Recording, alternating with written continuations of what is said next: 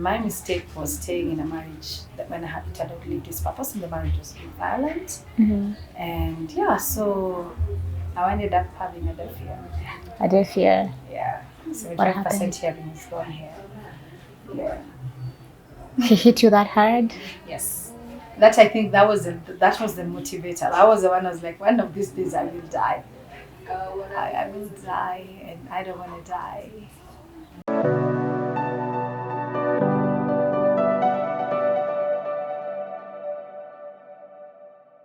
Good morning, good afternoon, good evening, based on the time you'll be watching this. Now on Shilid, today we are going to have a sensitive conversation about sexual and domestic violence. Every day we come across stories of kids as young as 11 months who have been defiled by adults, grandmothers who have been raped by people, and women who have lost their lives to domestic violence. What more do we do apart from sympathizing? Now, on my show today, I have a lady who has empathized enough based on lived experiences. And she launched an organization where she offers a safe space to victims of sexual and domestic violence. Stay with me, Abulatse Imbukwa, as we have this conversation. Njeri, I'm so happy to have you on my show today. Let me ask you a question that is very important that we are rarely asked. How are you? Do you know the truth is, no one ever knows how to answer that question properly. Because if I say I am good, I am just telling you for the sake so that we can end this conversation. Yeah, so that we can move to the next thing. Yes. I mean, right now, I'm okay. You're okay? Yeah. You sure? Right now, at this minute, I am okay. Okay. This is bound to change in the next few hours. With the calls and everything. Okay, so would you mind introducing yourself to our audience? My name is Njeri Migwi. I am the executive director of Usikimye. Usikimye is an organization that deals primarily with sexual and gender-based violence in Kenya towards prevention, protection, and response. I am a human rights defender and a feminist. Wow, proudly one. You know, some of us fear identifying as feminists because of the stereotypes surrounding it. Maybe one day when you have the chance, we shall have a conversation to demystify that. Do you know the funny thing? I do this work because I'm a feminist. It's my feminism that led me to do this work. Because I don't know what notions people have about feminists, but they're feminists, crazy. if you go right down to what it is we are looking for equality. That's it. There is nothing else. We're looking for equality and equity. We are looking at this work. We are looking at how can we empower women so they can be at power. That's it. There's nothing else. We're not looking to you having your cake. Let's say, for example, this is a cake, right? And this cake is 50-50. If I come for this cake, it does not mean I'm taking your piece. It just means I'm coming for what is mine. Yours, yeah. That's it. That's all there is to it. Awesome. Yeah. So, what really inspires you every day to start your day? Survivors that I have seen change their lives. Yeah, that's it. This child that you went and rescued, like, for example, let me give you a good example. There's a baby I rescued in Vihiga. He's called Wilson. And this baby had been put out to die. He had hydrocephalus. And hydrocephalus is when the ability for the head to keep on growing because of water. And because the family did not understand those dynamics, they used to not give him food, so they were killing him slowly, essentially, so that he can stop being a burden. Wow. And we went and rescued this boy, and we took him to hospital. He was in hospital for some time, like a month. Then we got him and we came with him to Nairobi. He's in a home somewhere, well cared of, well loved, well taken care of. Let me tell you the funny thing about this is he is now walking. Wow. He was 3 years old. He had never walked, never been able to sit up, never been able to do anything. Now I see him walking. Wow. What are the people saying about that now? Well, so the mother dumped him and ran. And these are the things that inspire me to wake up and do this again. That is It's big. knowing that somebody somewhere has a better life because of what you do. That is big. It's a big purpose. And for you to get that point of getting this inspiration to do all these things, it might stem from somewhere. Perhaps, do you have a story? Your life story, is it touching to what you're doing today? Is that what inspired you? Survival of GBV, yes. Survivor? Yes, I'm a survivor. Kindly tell us about that. I don't like focusing so much on my story because I don't, yeah, but generally I let's say just we all make mistakes, and my mistake was getting married when I was too young, and my mistake was staying in a marriage that when it had outlived its purpose and the marriage was being violent, and yeah, so I ended up having a deaf ear. Yeah, so What happened? 5% hearing is gone here. Yeah. He hit you that hard? Yes. That I think that was the motivator. I was the one who was like, one of these days I will die. I will die, and I don't want to die. Yeah, and you got married at 16 when you were so young. You didn't know so much about it. At that age. Wow, that was too much for a teenager. Yes. And because I came from a divorce background, there's this idea, I told you that you want to hold on that I come from brokenness. So Yeah. I don't want to have a broken home. You're the savior now. Yes. So you stay in a place where you're not wanted because you want to prove to the world that even though I didn't have a mom or I didn't grow up in a home that had two parents, maybe I can show the world that I can be a good mom and a good wife. No. And also considering that I was very much a church girl. Yeah. That was, it reinforces the stereotype of staying in a marriage even when you don't need to be in that marriage. On that point of being a church girl, do you feel church kind of contributes to Yes, it does. a lot of I the... tell people, if 1 in 3 women has gone through some form of either sexual assault, gender-based violence, or things around that, then it actually means that in your church, in your congregation, 1 in every 3 women is a potential survivor or a victim or already ongoing, right? As a church, what are we telling people about GBV? GBV should start from the pulpits. But what does the church do? The church, unfortunately, will tell you, ma'am, ndoa ni kuvumilia. Hakuna kudivorce. No, there is no divorce. Or even if the church will tell you it's okay to leave, how does the society View you. supposed to impact on you?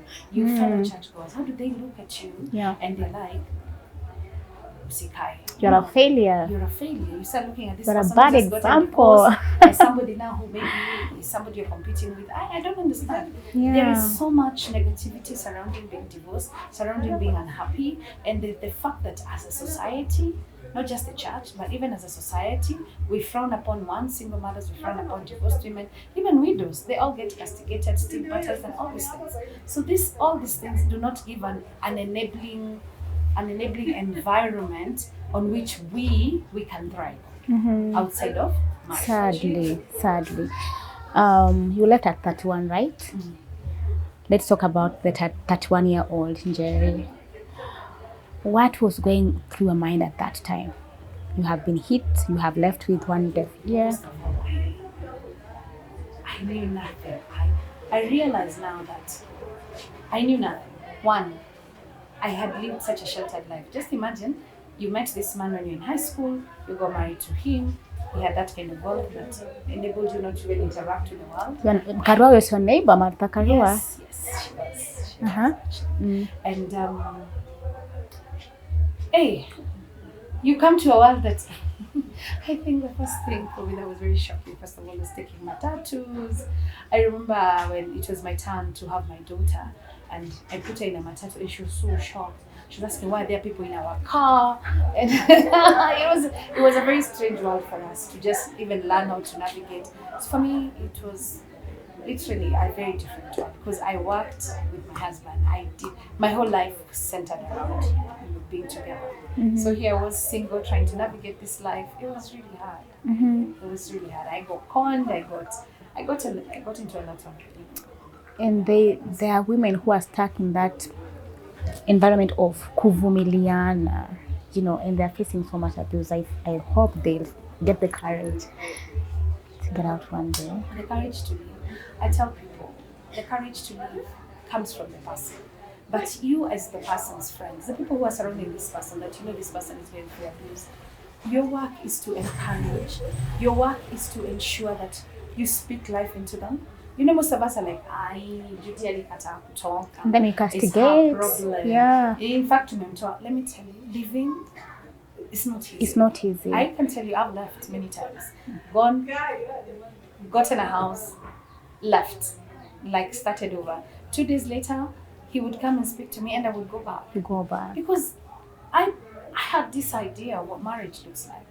We've grown up with this idea of what marriage looks like. And you know, most of us at some point don't want to raise these children alone. You know, you want your children to have a 2-parent family, and not even looking at the damage that you do when a child grows up in violence, right? Not even thinking about the trauma that we are putting in these children, because you say marriage is familiar. So for me, I will say 2 things for the people who are going through this. I know it's not easy to do, but there is help. Call us. We have a helpline. Call us. People will walk you through if you need that courage. And this goes both to women and men. Because just the other day, this weekend, I was dealing with actually a man. And it was bad. So I can tell you, whoever you are, a victim of gender-based violence, you live. You can live. And 2, for the people who are supporting this person, or their friends or family, do not be the people that don't tell this person or discourage them, or are the people that hinder, or you keep on saying, we've done this, and this person doesn't leave. She's not sharing. Your work is to be supportive. Yeah. I tell people, I had a friend, alikuwa tunaenda, tunahama. Then the guy would come back and she'll go back. And I'm telling you, we did that cycle 9 times. Ananiambia, nimerudi. Let's say, for example, let's just call the guy Kevo. Nimerudi kwa Kevo. I'm like, tumerudi. Sawa. Turudi.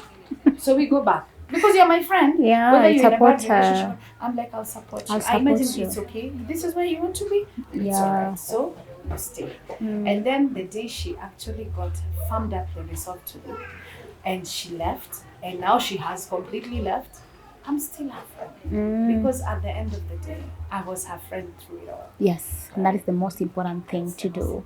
And what I came to learn, emotional abuse blocks someone from seeing the possibilities outside that environment. And there's so much trauma. Yeah. There is so much trauma. We call it trauma bonding. It used to be called Stockholm syndrome. And we call it trauma bonding now. And so what happens is coercion. There is so many things that can happen to you that will make you not be able to live. So it's not just living. There's emotional abuse, psychological abuse.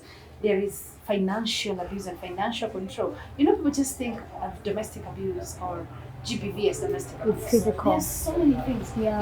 That marriage may never have had physical violence, even one day. But this person you're looking at, your friend, has gone through so much psychological torture that they're not the same. Yeah, they've lost themselves totally. You stop looking at yourself fully human. Yeah. You're just existing. And on that point, you mentioned you didn't know yourself, and you wished you knew yourself before you got into marriage. Do you think part of the reason why women face so much abuse in marriages is because we don't know ourselves? Yeah. You need to find yourself. Who are you? At the core of you, who are you? Because you need to have identified who you are as a person before you even commit to having a life with another person. Know yourself, your emotional intelligence, how you respond to things. And even when you get married, how do you respond? Even you yourself, even leave alone the other person. How are you when you're angry? Right? What kind of decisions do you make in the moment and in the heat of anger? Right? We need to be very aware, to be very self-aware, because you are living your life to join life with somebody else. Yes, a stranger. There has to be a place. Yeah. I think I'm going to say this. For people who are planning to get married, it's not just about la-vida and la-vida issues when you're getting married, when you're going for that coffee and that dinner and all that excitement. Because marriage is not about excitement. Marriage is about committing to being with somebody, right? And while you're committing to do all these things, it's good to know these people that you're getting your life into. That's why self-awareness is very important. What, habits, how do, conflict resolution. How do you resolve conflict? Do you, resort to fisticuffs? How do you take resolution? Am I the kind of person who completely gets lost in a relationship?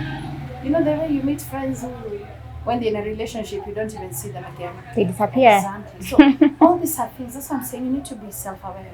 Yeah. And if we are being told as human beings that your prefrontal cortex has not grown at 25, then you have no business getting married before you're, when 25. 25 and below, you have no business getting married. Actually, you should start thinking of marriage after 26. And if I was asked after 30, because you're grown, you know yourself, you have better mental health management, better money management. You have skills to be able to be a good parent. Because we also don't talk about parenting. Because can you imagine, how do you parent when you're already traumatized? Projecting on them. Sometimes we ourselves beat up children because of some, like, it's absurd to beat a child because amevunja glasi. When glasi ngapi unavunjanga na kuchapa. Exactly. So sometimes you hasira uko nayo as a person who's going through, GBV, who has been abused. You put it onto children because your power has been taken away, so you take away the power from the next person. Thank you. So all these things are things that we need inherently to work on. Once you look at GBV. I'm so happy hearing you talk about that, because that is what I'm big on. Do you know yourself? And someone will ask you, how do I start? How do I know myself? Which journey do I take to start knowing myself? Because it's a difficult journey. It is. It's a journey. And I tell people every day, I find out things about myself that I inherently didn't know. I'm in my 40s and I am here to tell you that. I haven't fully known myself. And I am telling somebody, come and live with me. We start life together. I'm going to traumatize you. Very much. Because there's a place for mental well-being. There's a place for psychological well-being. And you don't want to put these pressures on somebody else. Yes. Yeah. Wow. So now with Usikimye, how long has it been here? As an organization, we are clocking 3 years. Yes. As an organization that was not really thinking that we were going to be an organization, we're just going to be an online platform, 5 years. 5 years. What incidents happened and you decided this is the time to start somewhere to rescue people? Do you know the funny part is, for me, I started as I just put my story online. I'm this person who makes jokes about everything, right? And so one day, my friend, Goofy, did a poet. He's a poet. He's a spoken word poet. And he did this poem called Misimo. Misimo means seasons. And it was so deep. And I was like, I responded to it without thinking. I typed out my story. And the way people responded, it was shocking. Because there is this idea that when you are a survivor, that maybe it's only you. And so when people are like, oh my God, this has been my story. And I was like, wait. And so many women now, came to my inbox and were asking for help. And I remember the first time I spoke to women on a large scale was at Alliance Francais, and there's so many women showed up. 400. I went backstage, I was like, and all of these women were asking for help. And I was scared and I ran away. I was like, I'm not ready for this kind of responsibility. You didn't sign up for that? I didn't sign up for this. Nobody prepared me for this. And plus, I didn't even know nothing about GBV. So we started, so I was like, the best thing I can commit to doing is getting a group of women together, and I get a counselor, a therapist, which we did, 2 therapists actually, me and my friends, we came together and we did that, and we walked a journey of healing with this woman, and it worked so well. And then we did it again, right? So that's how we started, and that's how we grew. Wow. Apart from then you see now these women will recommend their friends and tell them, oh, you have this kind of problem, look for these people. So we responded, 1, in that way, and 2, in 2019, mid-2019, Dr. Ivy Wangeshi was killed. Wow. If you remember. Yeah, I remember. And do you know what people did online? The one who was hacked? Yes. And people would do a shocker like a meme. And that thing was it got me so mad. And it was like, someone has died and your response is to make memes? Attacking the victim. And then I realized people had no idea what GBV is, how GBV looks like, and even what online bullying is, and how they turned this whole story into a little affair, so she deserved this. And then the worst bit, it's women attacking her. Yes, because you don't know. And so we started an online platform of now teaching people how to, just trauma informing people and putting the survivor in the center of it all. So that's how we started. Then the rescue started pole pole too, small. I was working. I had no intention of leaving my wife until COVID came. I was at home. Things were thick. And now people are like, you tell us to do this and this and this. These things are happening. Somebody has thrown somebody off the balcony. Sijui nini. So we were forced to respond. And so we started to respond. And from there, things just grew organically. Yeah. Wow. How many safe houses do you have so far? 3. Yeah. One is here. This is a very temporary safe house. That's why I can say where one is. The other ones I cannot mention for the safety of the survivors. It's important. But the one in Vaizia is very temporary and transitory. It's good for the community. It's good for emergencies.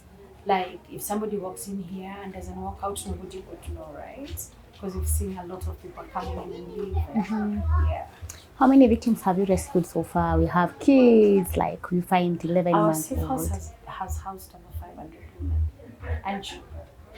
That's it. It's a lot. It's a lot. How do you support them? Where do you find We the crowdfund. crowdfund and people come through? People come through. Sometimes they don't come through. You have to call your friends and tell them, look, tutarushwa nje. Ndio nakwambia sio ndio ulianza hiyo sasa But nang'ana. I honestly have to say I have You very, have good very friends. supportive friends, both online and offline. I'm not just talking about online, offline friends. I'm also talking about online people. That is When good things to are here, hear. I come and I tell them, look, we need food. We go to our drop off and unapata mtu alileta gunia ya mahindi, mtu alileta gunia ya mbosho. And yeah, so that's how we managed to do it. Yeah.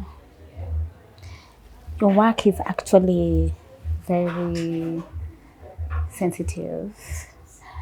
And I know there are times you wake up and you're like, I'm not doing this again. Do you ever get to those moments? Yes, every day. Every day? Yes, I wake up and I'm like, why am I doing this? Not only is this work stressful, this work has taken a toll on my body.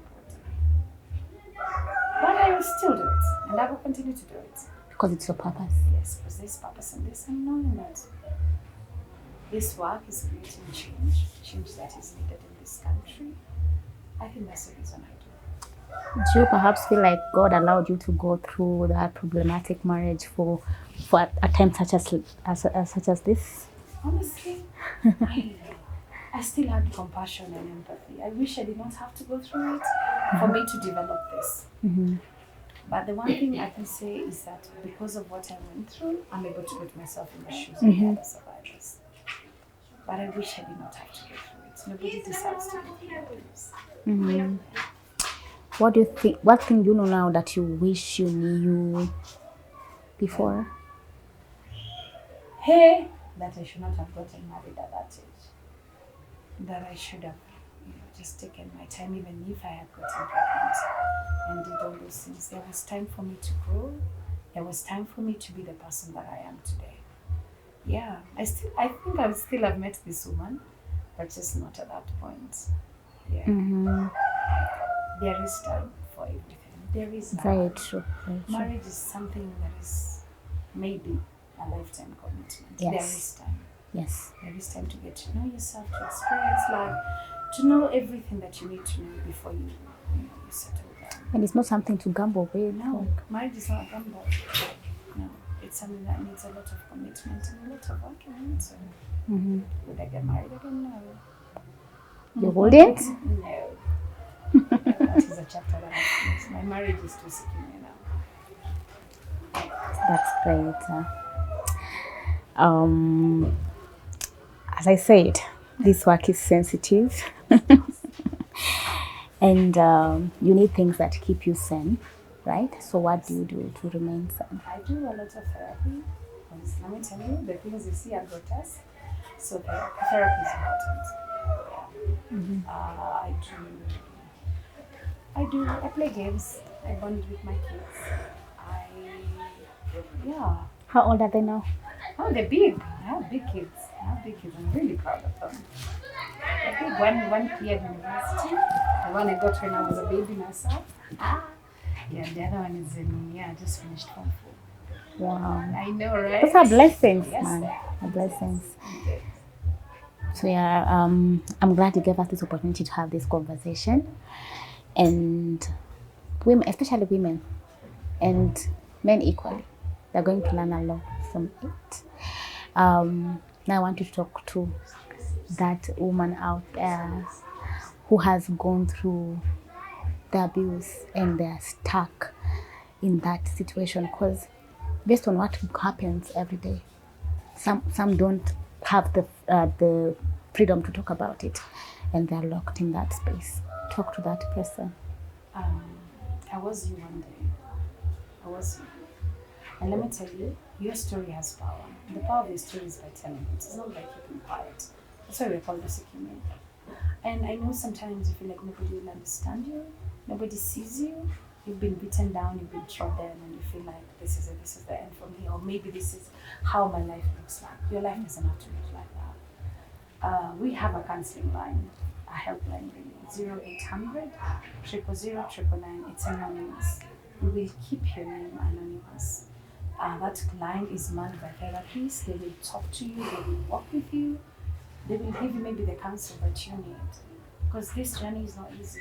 It's not. And I know it derails you, your self-esteem, everything around you, and you feel like your life does not have any meaning. Or you maybe just saying, I'm here because of the children. You can't rescue somebody unless you rescue yourself first.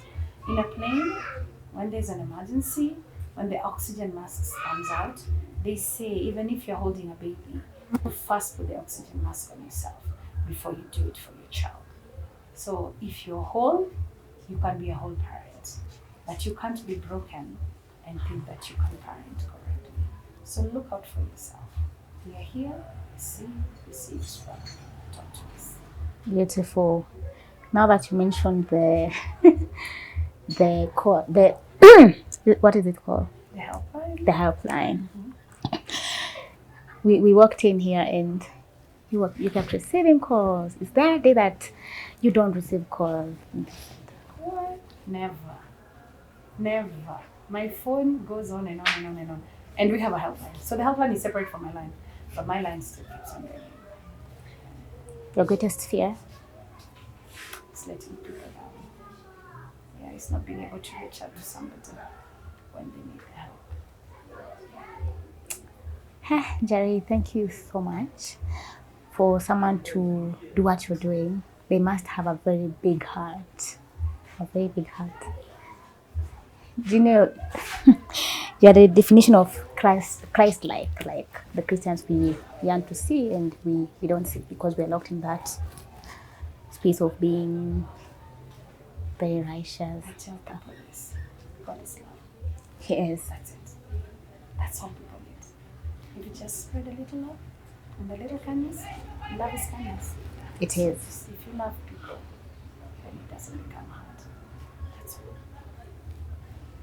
Love is That is wow. That's it. That is it. Wow. Thank you so much. Unfortunately, we have to end this conversation right now. We could go on and on for the whole day because maybe I would want to hear the case that you rescued and it really, really broke you. And one day. Thank you so much. Also, every case breaks my heart. It does. Every time I think I've seen the worst, and people show me, oh, we can show you more. So no, everything breaks my heart.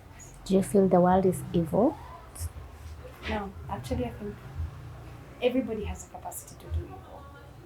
And that's the truth. Every person, even you have such capacity to do evil. Mm-hmm. It's just how you control it. And the values. That's it. Thank you. You're welcome. Love is everything and God is love. Yes. Thank you for embracing that and showing the world the direction to go. You're welcome. Wow. If you have stayed with me to this point, I know you have learned a lot. Maybe you cried at some point, but I hope you gathered the lessons. We are supposed to be here for each other. It's only love that will mitigate cases of gender-based violence, sexual abuse. And let's support Njeri in the work that she is doing. Let's be ambassadors and serve the kids in our societies. Be a friend to that friend of yours who think is lost because they keep going back to that man, abusive man that you see her with. Thank you so much for watching. This is She Leads, brought to you by me, Abulatsa Imbukwa. Keep it Success Africa.